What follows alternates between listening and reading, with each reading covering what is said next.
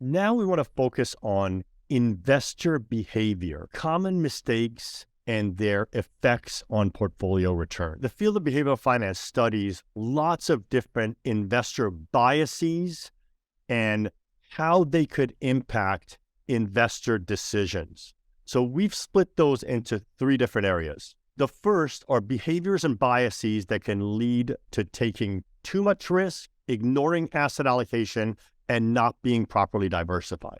I'm not going to go through all of these biases. You have them in front of you, but the ones really to focus on are self-attribution bias. That is where we attribute the successful picks to ourselves, but the unsuccessful picks came from outside factors. So for example, you might have somebody that picks 10 different stocks over a period of time. One of them does great, the other 9 do horribly.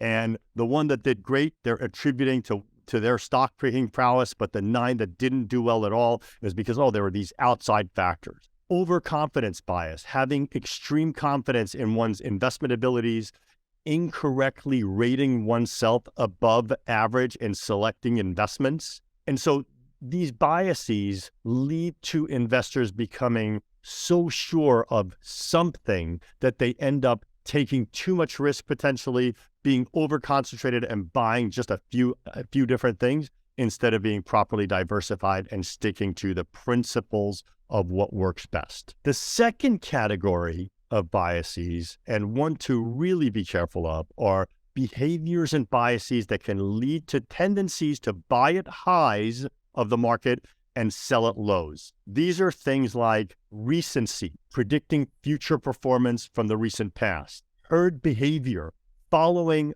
others' investment strategies, or copying the behavior of others. So we're doing this in February of 2023 right now.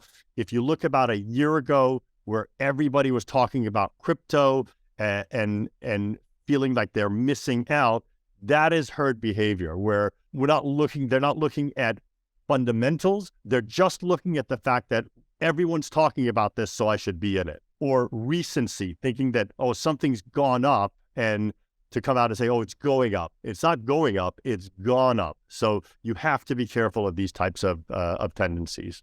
The last of these that we'll focus on, and this one and the next one will really show you the effect and the uselessness of these biases, is let's talk about the hot hand fallacy.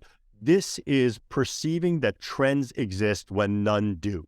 So an example is you flip a coin 10 times, all 10 come tails. The hot hand fallacy is the person that believes that the next one's gotta be tails because the last 10 were tails, right? That it's a trend. Well, the next one is still a 50-50 odds, assuming you have a normal coin, right? We get into the next category of behaviors. These are behaviors that can lead to inaction or freezing when action might be warranted. So we're going to start with the gambler's fallacy, which is really just the opposite of the hot hand fallacy. So this is erroneously believing that certain events are less likely to happen following a series of events. For example, same series of 10 coin flips, all come tails. The gambler's fallacy is the person that comes and says, the next one's got to be heads because it's too many tails. The hot hand fallacy and the gambler's fallacy, direct opposites, but it shows you the harm of having these biases when they're seeing the exact same thing and coming to completely different conclusions, neither of which is warranted. Other behaviors that can lead to inaction are things like loss aversion. That's expecting to find high returns with low risk. Sorry, but it doesn't work that way. You are not going to make 10% guaranteed in anything. In fact, you're not going to make anything guaranteed in anything. So always remember that everything has some risk to it. Confirmation bias is another one of these biases. And this is something that you see in regular day life as well, not just in investing. And that is a selective perception that emphasizes our beliefs, but devalues information that contradicts our beliefs. In other words, seeing what we want to see.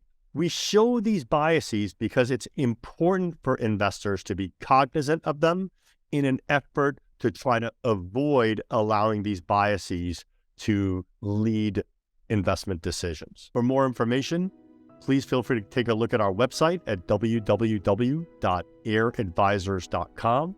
Thank you and happy investing.